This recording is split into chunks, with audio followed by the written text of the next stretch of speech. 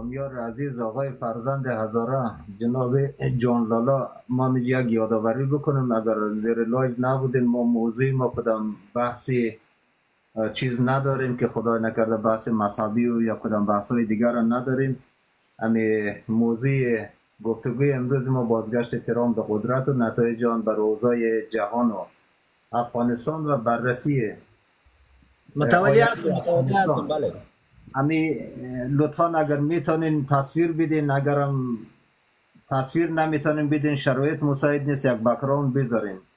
تشکر میکنم آقای فرزند هزاره، شما زودتر اومده بودین. حالا با جان لالا گرچه که چیز داریم ولی خب برنامه یک برنامه هست که دیگه اینجا چاره نیست دیگه. جان لالا یک بچه هزاره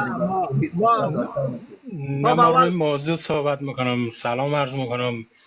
سلام خدمت تک تکتان و مخصوصا خدمت مهمان برنامه سلام عرض میکنم. خوشحال هستم که امشب یک مهمان دارم که بالاخره حرف دل ما را گفت راجع به امیر حزب و حزب گرایی و راجع به از بازگشت آقای ترامپ سوال دارم از مهمان برنامه. سوالم می است که جناب شما فکر میکنن که اگر آقای ترامپ برنده نمیشد، یعنی ایشان به عنوان برنده انتخابات اعلان نمیکرد، یعنی آقای ترامپ به راحتی کنار میرفت؟ من فکر میکنم ترامپ یک آدمی است که با خود یک جریان فکری را در وجود آورد در قسمت در 4 سال اول. من فکر میکنم که ایشان شاید در انتخابات یعنی شانس آنچنانی نداشتند، اما جامعه آمریکا از یک خطر جنگ داخلی عبور کرد، او را به خاطر از اینکه آقای ترامپ برنده انتخابات اعلان کرد. من فکر میکنم اینا رای نبردن، چون آقای ترامپ همون که شما دفعه قبل شاهد بودن، این آقا طرفدارای خود در سرک آورده و حتی گفته بود که اگر من برنده نشم اصلا انتخابات اصلا قبول نمیکنم. و من فکر میکنم که این آقا یعنی در انتخابات برنده نشده، اما آمریکا به خاطر که از تجزیه و از یک جنگ داخلی عبور کنه، ایشان مثلا برنده اعلان کرده از طریق رای الکترال کالج. مگه چی میگه؟ این سوال مسته که چقدر شما با این با این گفته ما موافق هستین؟ آیا آقای ترامپ اگر برنده اعلان نمیشد، یعنی آمریکا در سوی تجزیه و جنگ داخلی میرفت یا نه؟ تشکر. تشکر آقای فرزند هزاره، هم آمدین یک تحلیل کردین. سوالم که آخرش پرسیدین خب باز تشکر میکنیم. میرفتم بحثای دوستانه و مثل بحثای یک کمک فنی تر باشه خوبه. آقای جواد رضایی شما ما می صحبت بکنین. آقای فرزند هزاره که یک سوال بود، شما یک جناب کامیار عزیز، به نظر شما منش یک کسی که حوادث روز اپدیت شده هستین و تعقیب میکنین و به خصوص با آمدن دولت جدید در امریکا، چه فکر میکنین؟ تحلیل شما چی است؟ آیا هزاره ها چگونه میتونن با دولت ترامپ نزدیک شوند؟ چه راهکار را شما پیشنهاد میکنید؟ آیا این تکنوکرات ها میتونن پیش شوند؟ ایرا سیاسیونی که تازه آمده در جهان سیاست اینا میتونن؟ فرض مثال اگر یک گروه بیاید که تکنوکرات ها یک جای میشن، عقیده های ملی گرایی دارن، اونا بیشتر نزدیک میشن و میتونن لابیگر باشن، میتونن یک میانجی باشن، میتونن یک مذاکره کننده با دولت ترامپ باشن، یا گروه هایی که مثل که در افغانستان است مذهبی هستند، یا گروه هایی که فکر و اندیشه های گرایش های سیاسی دیگری داره. چه فکر میکنید کدام اینا ما را میتونن و چی کسانی و کدام راه میتونن ما را، چون بخوایم نخواهیم دولت امریکا خصوصا دولت ترامپ بسیار شدید فعال خواهد بود در مشکلات افغانستان. از لحاظ سیاسی و نظامی اقتصادیش یک شخص فعال بود، یک حکومت فعال خواهد بود. چه راهکار داریم برای سیاسیون که چگونه میتونن، از کدام دریچه میتونن خود نزدیک بسازن با دولت ترامپ؟ تشکر. شنونده هستیم. خب بسیار تشکر. آقای جعفری چیز صحبت دارین اما به جوابات بپردازم. ما اینجا یک بهانه هستیم که مهمانا رو بیاریم، دوستای دیگری هم که چیزی برای گفتن دارن، صاحب نظر هستن، بیاریم همین یک بهانه باشیم که می دوستا میشینن دور هم یک صحبت بسیار منطقی و فنی رو داشته باشن. حالا در سطح آکادمیک اگر نشده کمک از آکادمیک پایینتر صحبت بکنن. تشکر. بیشتر دوست داریم از شما بشنویم. خب بسیار تشکر. بازم سلام دوباره خدمت همه دوستایی که جدید آمده در بحث، شنونده شاید باشه جدید آمده در جمع ما پیوسته. بسیار تشکر از جناب آقای رضایی عزیز، بزرگوار و فرزند هزارستان عزیز. ما از سوال هر دویشان استفاده بردم. من فکر میکنم که من شخصا با این دیدگاهی که آقای کی صحبت کرد، فرزند هزاره، گفت آقای ترامپ برنده اعلان شده است، یعنی عملا آقای ترامپ برنده نیست. من با این دیدگاه زیاد موافق نیستم، به دلیل این که تنها بحث خود آقای ترامپ نیست. شما ببینید آقای ترامپ یک دوران ریاست جمهوری کشور کرد و یک تجربه بسیار پخته داشت که این یک دوره را ما نمیتونیم نادیده بگیریم. یک دوره کار سیاسی کرده که عملا در رهبری یک کشور قدرتمندی مثل ایالات متحده امریکا نقش داشته بوده. در رهبری کشور عملا پرزیدنسی مملکت بوده و یه از او زمان وارد بازی های سیاسی بود و به قول شما صفبندی های خود میکردن، سفارایی های خود میکردن. یک بحث در خود ترامپ. بحث بسیار دیگری که ما و شما به او شاید قناعت کنم یا ما برای شما یک رفرنس بدم، بحث این است که تنها این بار مسئله پیروزی خود بحث آقای ترامپ نیست. مسئله این است که این بار بخش کلان از سناتورهای مثلا جمهوری خواه هم پیروز شده و این ما فکر میکنم ناشی و نشأت از اونجا میگیره که اینا این بار با برنامه‌ریزی خوبتر دنبال مردم رفتن و سوژه هایی که واقعا بتونن دموکرات ها را شکست بدهن و اونا را زیر سوال ببرن، اینا این سوژه ها را انتخاب کردن و حتی که در بسیار سوژه ها ما در اولم صحبت کردم، خود از اینا عملا نقش داشتن، خود از اینا عملا خشت اول را نهاده بودن، خود از اینا عملا طرح مسئله کرده بودن و خود از اینا عملا برنامه را امضا کرده بودن، ولی از او به عنوان یک سوژه‌ای که بتونن ذهن مردم را طرف خود جذب بکنه استفاده کردن. این در جواب سوال شما. من فکر میکنم تنها بحث این نیست که آقای ترامپ اگر نمیشد، خب بحث مسئله سناتورها را ما و شما چگونه میتونیم، رای الکترال کالج ما و شما چگونه میتونیم قناعت بدیم. من فکر میکنم این ناشی میشه از زحمات و تلاش و پشتکار سیاسی که اینا پیشه خود ساخته بود و این بار توانست موفق شوند و تلاش نتیجه میده که نتیجه داد دیگه. در یک بازی برد و باخت در نتیجه بازی رو بردن. یک طرح دیگری که گفتیم مسئله طرح جمهوریت، جمهوری دموکراتیک هزارستان مطرح کردن، شما یاد کردن. من فکر میکنم طرح جمهوری دموکراتیک هزارستان به عنوان یک طرح خوبی است. ما و شما نباید این طرحها را به اصطلاح نادیده بگیریم، سرکوب بکنیم. ببینین ما در اول صحبت کردم وقتی که مسئله آقای ترامپ میاد در بین، بحث قدرت حزبی است. حالا بحث مسئله برد و باخت یک آقای ترامپ و بایدن و کاملا هریس و باراک اوباما یا افراد اشخاص دیگر نیست. مسئله این است که دو تا سیستم در تقابل هم دیگر قرار میگیره و اینا وارد بازار میشه، وارد رقابت میشه، در بین مردم رقابت میکنه و بالاخره یکی خود را شکست میده و دیگرش پیروز میشه. از این جهت این دو تا سیستم هم رقم نبوده که در ابتدا این دو تا سیستم آمده به همین رقم، مثلا به همین تعداد مثلا نماینده در کنگرس داشته باشه، به همین تعداد مثلا نماینده پارلمان بگیم یا رپرزنتیتیو داشته باشه، به همین تعداد مثلا در مجلس سنا بگیم یا در مجلس سنا یا سنات مثلا نماینده داشته بودن. نبوده. اینا آمده اول طرح در قالب یک ایده آمده طرح یک حزب را ریخته که به نام حزب جمهوری ها یا دموکرات باشه. بعد از آمده تلاش کرده که اونم سیستم حزبی خود را ساخته. امروز رهبری یک مملکت را به صورت تقریبا اگر بگم مطلق دست خود گرفته.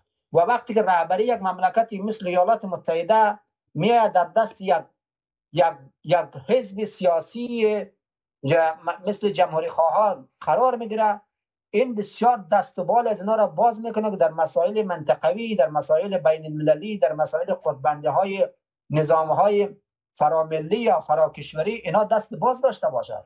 ببینین امروز مثلا بحث تنهایی نیست که آقای ترامپ بیاید به عنوان پرزیدنسی ایالات متحده.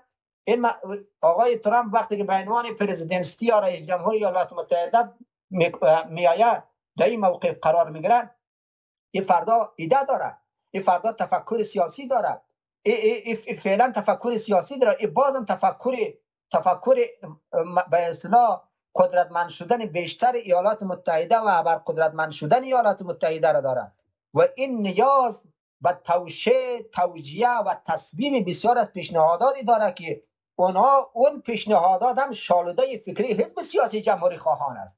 تنها این مسئله نیست که آقای ترامپ خودش به اصطلاح فکر بکنه، تمام شالوده های فکری اینها برخواسته و نشأت میگیره از حزب سیاسی. از این جهت من فکر میکنم طرح جمهوری دموکراتیک هزارستان به عنوان یک طرح کلان ملی، به عنوان یک طرحی که بتانن یکی از استدلال‌های بحث سیاسی فردای سرزمین ما در افغانستان باشه، این طرح یک طرح قابل اهمیت است، این طرح یک طرح قابل تایید است. ما ببینیم، ما در ابتدا گفتم 4 نفر حزب چی است؟ حزب در ابتدا 1 میلیون انسان 10 میلیون انسان نمیآید در داخل یک حزب جمع نمیشه. 4 نفر انسان هم فکر میآید، چی میکنه؟ رهبری میکنه. رهبری چی معنا داره؟ رهبری این معنا داره که اینمی 4 نفری سیاستگر، طراح و تئوری پرداز میآید برای جامعه تئوری پردازی میکنه، نقشه پردازی میکنه و برای از اینا چارچوب تعیین میکنه، بعد جامعه را مطابق اون نظریه متحول میسازه، جامعه را فکرش را تغییر میده، جامعه را فکرش را مصادره میکنه، جامعه را فکرش را طرف خود میکشانه، جامعه را به اون سمتی که میخواهند تغییر میده. از این جهت ما خدمت دوستا عرض بکنم، این طرحها از اندیشه بزرگ میبره، از جگر کلان حرکت میکنه، از قلب بزرگ نشأت میگیره، از ایدیای کلان طرح میشه و در آینده اگر ما به دوستا، ما امیدوار هستم که تفرقه و پراگندگی و بحثای منم خواهی و منم بودن و موج اندازی فردی و تایتل بودن افراد اشخاص مشخص معین اگر مطرح نباشه، روی یک سیستم اگر کار شود، روی یک سیستم اگر پشت کار شود، روی یک سیستم اگر برنامه باشه، ما برای تو قول میدم، تعهد میدم و قسم میخورم که اگر به نوع سیستم پیش بره، ما و شما دولت هزارستان خود می داشته باشیم. تشکر آقای کامیار عزیز. امی بخش جمهوری دموکراتیک یاد کردین، امی جمهوری اسلامی هزارستان در افغانستان در تبعید هم ادامهش امورم دمو وصل بکنین که دمونجا مگه کدام اطلاعاتی دارین افراد اشخاصی که در رأس هستن. ما خب این طرف و طرف زیاد جستجو کردیم، چیزی دستگیرم نشد یا نخواستم یا چه رقمی شد، مقصد دستم خالی بود، چیزی جالب نبود. گفتم شما که یک کنشگر، یک فعال هستین، محقق هستین، محقق جوان هستین، پر انرژی هستین، شاید بتونین همینجا یک اطلاعاتی برای از این بیننده هایی که ما داریم داشته باشین که اینا کیا هستن، در رأس کی هست و پیشنهاد از این کی مطرح کرد. یک برنامه، یک پلان قدیم است، اخیرا مطرح شده، چی رقم ده اون مورد هم اگر کدام اطلاعات بدین در ما خوشحال میشیم. آقای جعفری اجازه بدین ما جواب آقای رضایی را بدم. آقای رضایی گفتن که چگونه میتوان دولت ترامپ ازش استفاده کرد یا نزدیک شد. ما جواب آقای رضایی میگم، ما فکر میکنم جوانا، رهبرای حزبی سیاسی هزارگی، رهبرای جمهوری دموکراتیک هزارستان و و و و و و از الف تا یا، ما فکر میکنم دولت ترامپ، دولت ایالات متحده آمریکا، بایدن و امثالهم، اینا که آمده در این مرحله رسیده، ابرقدرت دنیا رسیده، اینا خیلی هوشیارتر و زرنگتر از هر تصوری هست. خب فکر کنید چی میگم براتون. خیلی هوشیارتر، آگاهتر و داناتر از هر تصوری است که ما و شما بکنیم. امروز شما ببینید تحولات که در دنیا رخ داده، از جنگ جهانی اول گرفته تا دوم تا جنگ سرد. ما خیلی خوش داریم که بعضی بحث‌ها رو در اون موارد هم داشته باشیم، چون زیاد علاقه داریم در اون خصوص و زیاد مطالعه کردیم. جنگ جهانی اول چگونه صورت گرفت، امپراتوری ها چگونه از هم فرو پاشید، چگونه به هم ریخت، امپراتوری های قدرتمند، دول ها و دولت ها چگونه شکل گرفت. بعد از جنگ جهانی دوم، بعد از سال 1946 و 47 که جنگ سرد صورت گرفت، ببینید اینا همه ایشان به پای یک چیز قربانی میده و به پای یک چیز بند است و باز است. اون منفعت اینها هست. جامعه ما و شما اگر شما میاین طرح مسئله هزاره را مطرح میکنین، اول طرح مسئله هزاره و هزارگی هزارستانی در قالب یک فرمول مگر نباشه به صورت پراگنده هیچ نتیجه نمیده. ما این امروز آخرین کلام براتون میگم. فرمولش چی است؟ فرمولش چیست؟ یا سازمان سیاسی بساز یا سازمان اقتصادی بساز. سازمان سیاسی در کجا شکل میگیره؟ سازمان سیاسی در ابتدا برای دوستا صحبت کردم در درون حزب سیاسی شکل میگیره. سازمان سیاسی در کجا شکل میگیره؟ سازمان سیاسی در درون ایده و تفکر یک دولت شکل میگیره که شما بتونین یک دولت روی پای ایستاد بکنید. اگر ما و شما مطالبه گری ما و شما در قالب یک فرمول که او فرمولش عبارت از سازمان سیاسی نباشه بسیار سخت است. اما مخاطبم جوانای هزاره است.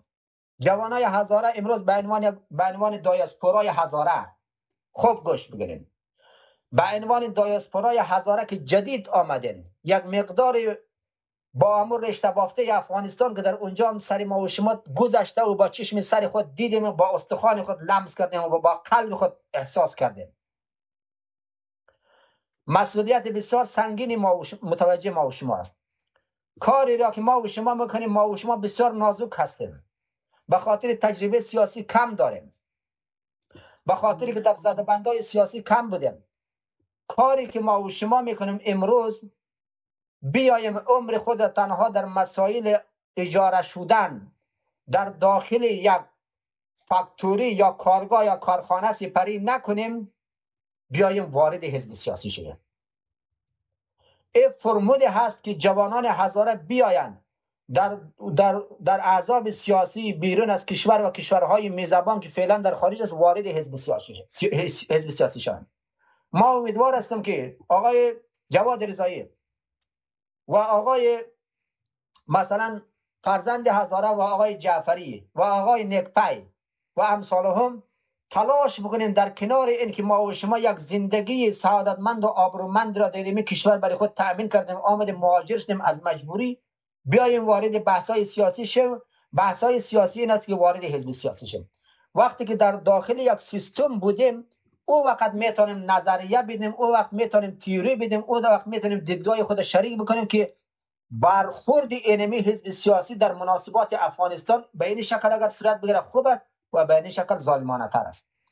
دیگه یه دایی بخش ما فکر میکنم آقای رضایی عزیز، تا زمانی که ما و شما یک فرمول تعریف نکنیم که منفعت دولت ها را در اون سرزمین تعریف بکنیم، منفعت دولت ها، خب متوجه باشین منفعت بس منفعت است.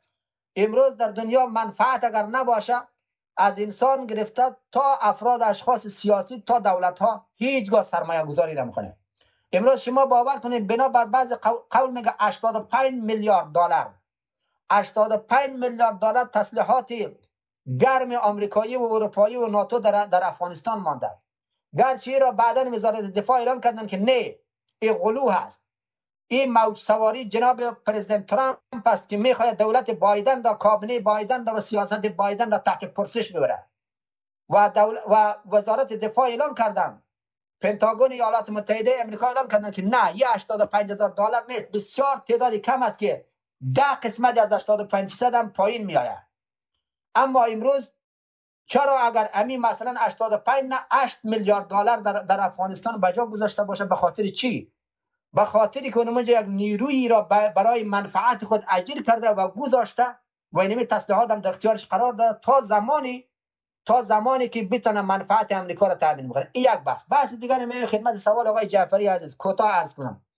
آقای جعفری عزیز، در شرایط فعلی که در افغانستان حاکم است، ما با وجود این که شکلگیری همه پلتفرم های سیاسی را میپسندم، احزاب سیاسی را طرفدارش هستم، دولت ها را طرفدارش هستم، ولی برای رای حل مسئله افغانستان اگر یک پلن مدغم و به اصطلاح متفق القول یا ائتلافی از تمام نیروها و قوتها و قدرتها نداشته باشیم، بسیار دشوار است که ما و شما بگیم که ما و شما یک دولت در تبعید میسازیم و یک دولتی در تبعید در آینده نتیجه خواهد داد.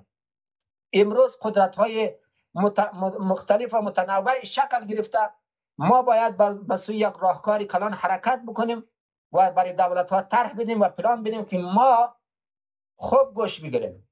چی بگیم؟